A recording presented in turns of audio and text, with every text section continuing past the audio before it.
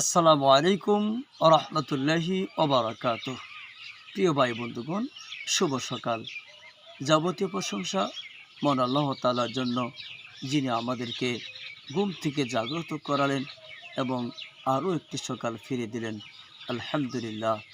দিনের শুরুতেই পবিত্র কুরআনুল কারীমের তেলাওয়াত, সূরাতুল বাকারা ৭৭ নম্বর আয়াত হতে ৭৮ নম্বর আয়াত পর্যন্ত। أعوذ بالله من الشيطان الرجيم. بسم الله الرحمن الرحيم. أولا يعلمون أن الله يعلم ما يسرون ما يعلنون ومنهم أميون لا يعلمون الكتاب إلا أماني وإن هم إلا يظنون